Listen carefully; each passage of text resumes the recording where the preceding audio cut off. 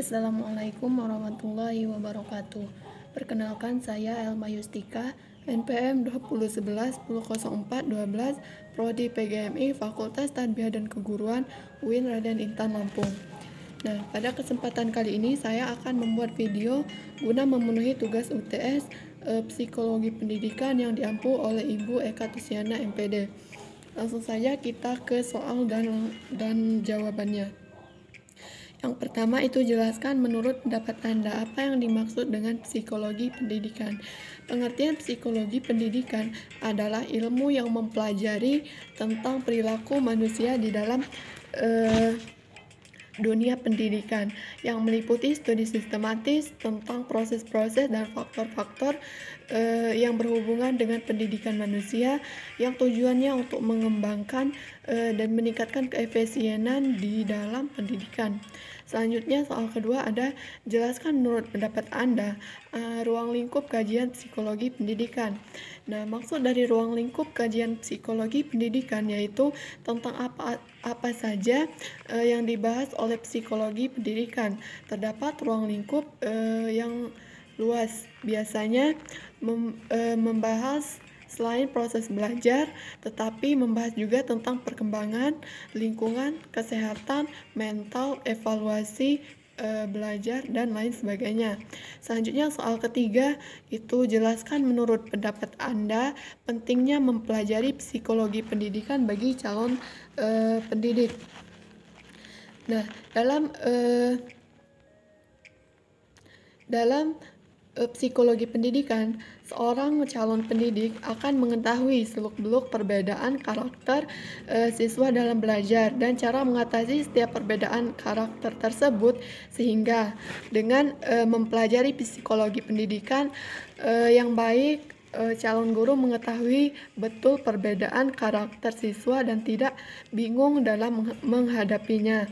Dan seorang calon guru bukan hanya bisa mengajarkan materi pembelajaran dalam kelas, tetapi juga bisa memberikan pengarahan atau bimbingan kepada siswa yang membutuhkan terkait masalah akademik. Selain bisa memberikan solusi terhadap siswa yang memiliki masalah akademik, seorang calon guru juga dapat menjalin keterikatan sosial dengan siswa. Selanjutnya bisa menciptakan suasana positif dan dalam kegiatan pembelajaran. Selanjutnya jelaskan menurut pendapat Anda kontribusi psikologi terhadap proses pendidikan. Nah, kontribusi psikologi pendidikan dalam sebuah pembelajaran itu bermanfaat untuk mengembangkan para peserta didik, mengetahui potensi belajar para siswa, cara belajar bagi para siswa, dan menyesuaikan siswa terhadap lingkungannya. Psikologi pendidikan memiliki kontribusi terhadap suatu kegiatan pembelajaran meliputi yang pertama itu membantu dalam mengembangkan peserta didik meliputi rohania, jasmania, sosial, dan emosional. Yang kedua itu menggali potensi belajar peserta didik yang meliputi potensi inteligensi, potensi intelektual, dan motivasi pada peserta didik. Yang ketiga itu ada cara belajar. Yang keempat itu penyesuaian sosial baik di dalam lingkungan keluarga, sekolah, maupun lingkungan masyarakat. Soal selanjutnya, menurut pendapat Anda, apa itu perkembangan peserta didik, faktor-faktor yang mempengaruhi perkembangan peserta didik, serta pentingnya mempelajari perkembangan peserta didik bagi calon pendidik. Nah, menurut pendapat saya, perkembangan peserta didik itu merupakan bagian dan pengkajian dan penerapan psikologi perkembangan yang secara khusus mempelajari aspek-aspek perkembangan individu yang berada pada tahap usia sekolah dan sekolah menengah. Sebagai individu yang tumbuh dan berkembang, peserta didik memerlukan bimbingan dan pengarahan yang konsisten menuju ke arah titik optimal kemampuan fitrahnya. Yang kedua, faktor-faktor yang mempengaruhi perkembangan peserta didik. Ada pertama faktor yang berasal dari dalam individu. Nah, faktor yang berasal dari dalam individu merupakan salah satu faktor yang bersumber dari individu. Ini merupakan faktor yang sangat tampak dan dapat dilihat sebagai contohnya adalah bakat atau pembawaan, sifat-sifat keturunan, dan dorongan maupun intrinsik. Adapun dari faktor yang dari luar itu dari kebudayaan, ekonomi, kedudukan anak dalam lingkungan keluarga. Adapun dari faktor secara umum itu yang pertama itu inteligensi, kedua jenis kelamin, yang ketiga itu kesehatan, dan yang terakhir itu ras. Nah, pentingnya mempelajari perkembangan peserta didik bagi pendidik. Nah, sebagai calon guru hendaknya memiliki pengetahuan mengenai perkembangan peserta didik karena nantinya calon guru akan berperan dalam pembentukan karakter anak. Selain itu, calon guru mampu memahami setiap tingkah laku peserta didik dari segi guru maupun dari segi positif maupun dari segi negatif, dan mampu memahami setiap kondisi psikologi peserta didik. Nah, calon guru dapat mengetahui cara menghadapi, cara memahami, cara menyesuaikan masalah-masalah yang timbul pada peserta didik dalam proses pembelajaran di kelas. Nah, selanjutnya soal yang selanjutnya itu jelaskan menurut pendapat Anda hubungan antara pendidikan dan perkembangan peserta didik serta karakteristik perkembangan anak dan remaja dan penerapannya dalam pendidikan. Nah, menurut saya hubungan antara pendidik dan peserta didik relatif timbal balik dan baik, karena di saat guru melakukan penjelasan dan ada bagian yang tidak dimengerti, maka siswa akan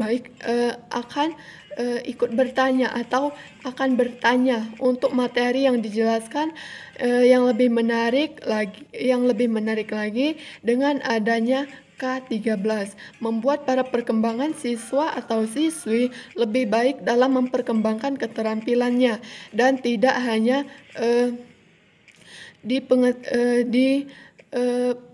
tidak hanya di pengetahuannya saja. Nah, salah satu ciri kegiatan soal selanjutnya itu karakteristik perkembangan anak dan remaja penerapan dalam pendidikan. Nah, salah satu ciri kegiatan belajar mengajar adalah terjadinya interaksi antara guru dengan siswa. Nah, sesuai orientasi dari pendidikan, siswa menjadi pusat terjadinya proses belajar mengajar atau dapat dikatakan study center. Maka standar keberhasilan proses belajar mengajar itu bergantung pada tingkat pencapaian pengetahuan, keterampilan dan afeksi oleh siswa. Oleh karenanya, guru sebagai pendesain pembelajaran sudah seharusnya mempertimbangkan karakteristik siswa baik dari individu maupun kelompok. Nah, perkembangan otak mulai dari sejak masa parental, yakni kira-kira 25 hari setelah konsepsi. Pada masa awal perkembangan ini, otak terlihat lebih baru seperti sebuah tabung yang tidak rata dan sangat halus. Nah, sekitar usia 5 hingga 20 minggu dari perkembangan janin dalam kandungan, bagian dalam dari ruang-ruang otak itu mulai memproduksi sel-sel neuron. Nah, jumlah sel-sel neuron ini akan banyak seiring dengan terbentuknya hubungan-hubungan baru akibat masuknya informasi ke dalam otak. Nah, soal yang selanjutnya itu jelaskan menurut pendapat Anda perbedaan individu yang menyebabkan perbedaan proses dan hasil belajar, faktor-faktor yang mempengaruhi perbedaan individu yang menyebabkan proses dan hasil belajar, dan menyikapi perbedaan individu terhadap proses hasil belajar. Nah, perbedaan individu yang menyebabkan perbedaan proses dan hasil belajar. Perbedaan individu menyangkut dengan berbagai aspek yang masing-masing memiliki ciri tertentu. Ada 3 ciri dari perbedaan individu ini. Yang pertama itu kecerdasan. Nah, siswa yang kurang cerdas menunjukkan ciri-ciri belajar yang lebih lamban, memerlukan banyak latihan, membutuhkan waktu yang lebih lama untuk maju, dan tidak mampu melakukan abstraksi. Nah, yang kedua itu dari segi bakat atau attitude. Nah, bakat mempengaruhi perkembangan individu. Untuk mengetahui bakat itu perlu diadakan tes bakat atau aptitude test. Pada waktu mereka mulai bersekolah, bakat itu menentukan perbedaan hasil belajar, sikap, minat, dan lain sebagainya. Yang ketiga itu perbedaan jasmani. Keadaan jasmani setiap siswa berbeda-beda.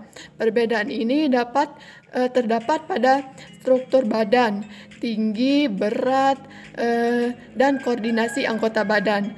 Nah, cacat badan atau gangguan pada penglihatan, sakit menahun, mudah pusing, dan lain sebagainya, gangguan penyakit tertentu. Nah, adapun faktor yang mempengaruhi perbedaan individu yang menyebabkan proses dan hasil belajar. Nah, penyesuaian sosial dan emosional.